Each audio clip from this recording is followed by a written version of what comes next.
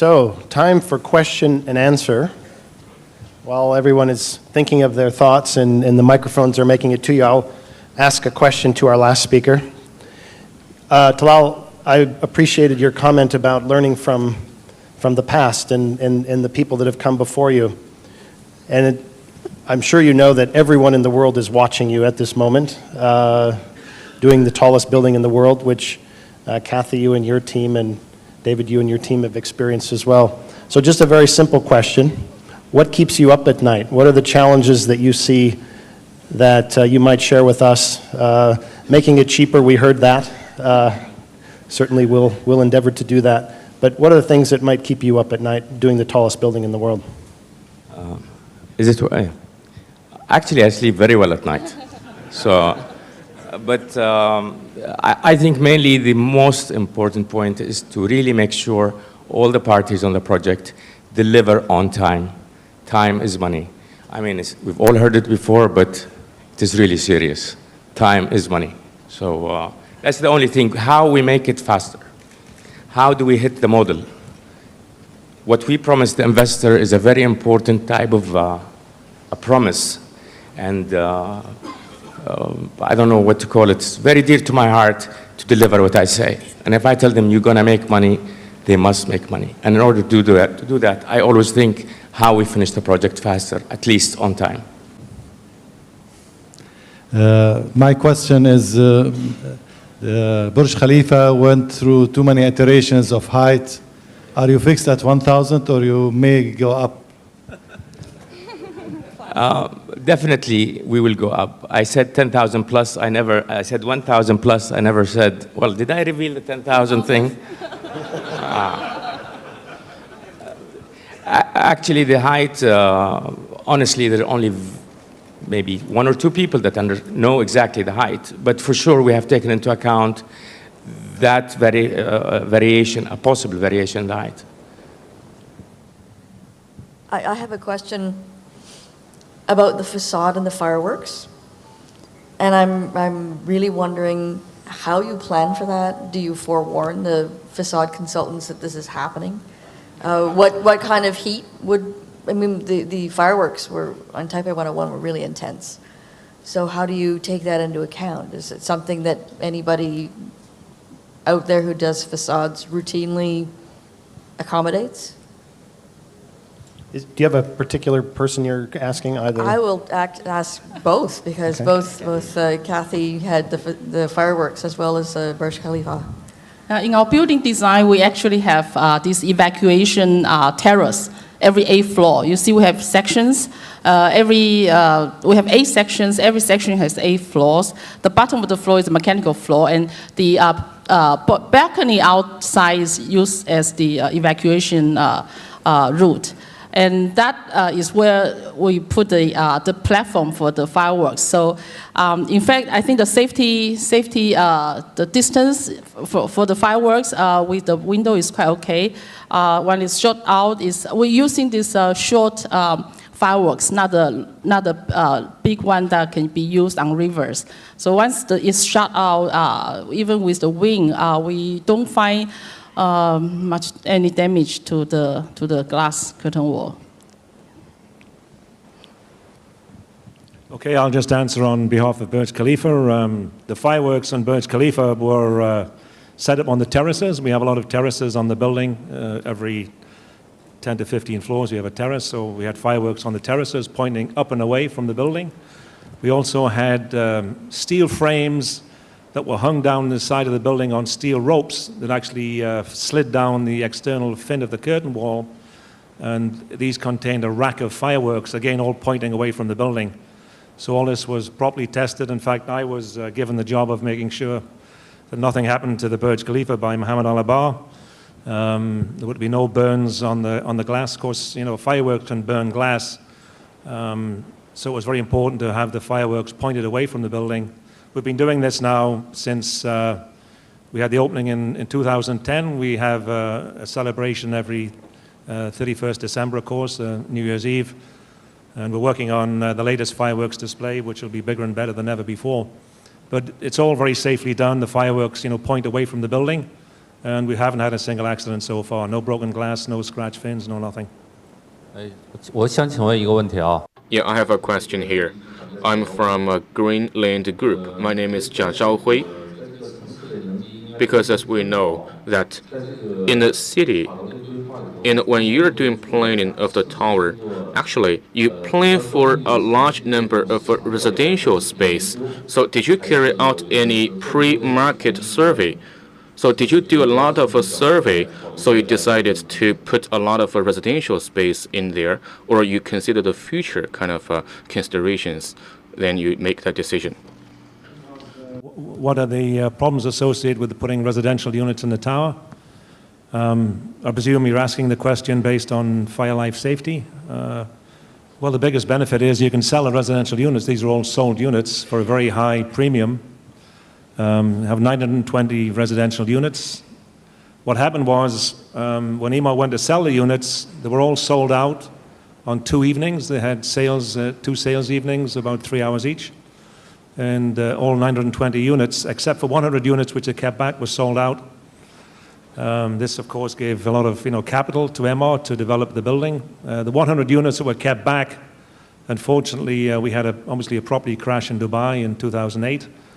But since then, particularly this year, EMA has been selling these 100 units. They're selling about 15 to 20 every month. So we anticipate early next year, all of the units in Burj Khalifa will be sold. Of course, having a unit this high in such a prestigious building commands a huge premium. And that's the reason that MR does it, make money. That's what a developer is for. All right. So I have a follow-up question. The success of Khalifa Tower, whether it can be continued with kind of a Kingdom Tower, because you look at the city level of Saudi Arabia. Saudi Arabia is different from Dubai. And recently, actually, the cycle of a rapid growth of the real estate already passed. So whether the Kingdom Tower can achieve the same success with Khalifa Tower. Said this project, the finances of this project was studied very carefully, and I think I'll also answer to part of your first question. Why more residential? Because this is a highly growth country. Number two, we had conducted 3 different studies, not only one, cross-checked, and all proves that residential is required. And you're talking about 60% of the population of Saudi Arabia is below 21 years of age. And going back to your second question about the real estate boom, or, well, if you look at it, compare Saudi Arabia expenditure to this year with every other country, and you'll find Saudi is different. And the government is spending, the economy is very, very strong, and I have no doubt that the Saudi market will, I'm not here in a competition with Burj Khalifa, and if we sell better and we do better. No, we believe we can sell it. We believe we are actually a real population. Saudi Arabia is 100% Saudis. We do not allow, up to this moment, any non-Gulf, non-GCC to buy residential or own property, and if we ever do, I think it will be oversold. We might do the next one. So I hope I answered your question. Yeah, for Kingdom Hotel, Mr. Talal, you're trying to reach for the sky. How does it meet the ground? How many hectares is the district planning around the Kingdom Tower? Just like what do you call this? The King Abdullah Financial District in Riyadh.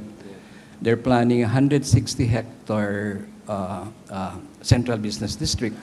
So how big and what would be the design population of the central business district that will be created out of the Kingdom Tower? We believe the population of that district, which is about 1.38 million square meters of the total 5.3, is going to be 180,000 people, actually. Between residents, about 120, and the 180 is also the visitors, the traffic, which we build our traffic studies on. I have a short I have a short question, might not be final. As you represent the kind of owner-developer interests, past, present, and future of the world's tallest. I wonder whether we could just ask each of the panelists to predict which country after Saudi Arabia will be building the world's tallest building after Kingdom. Only can choose one country each. Where would you predict that would be? I'll predict China. David, you can't say China. You have to say something different. Yes, from my point of view, it'll be China, I think. I mean, there's so much development going on here in China. It's such a dynamic country. Middle East has got the money, but I can't see Dubai building another high-rise like Burj Khalifa. There's only so many high-rises you can build. Saudi Arabia, potentially, I guess. There's plenty of money in Saudi. But I really put my money on China. I mean, the people here are so dynamic. The economy is growing so quickly. And it could be in any of the big cities, Shanghai, Peking. I don't think Hong Kong would build the highest tower. But yes, I'd plump for China. I will go 180 degrees the other way. I think Qatar would. Not considering population, not considering usage, not considering anything at all. When it comes to well, they're going to do the World Cup, for God's sake. I mean, why not the highest tower in the world? I mean, and I think they have the finances to do it. So I would vote for Qatar. Let's take one last question over here.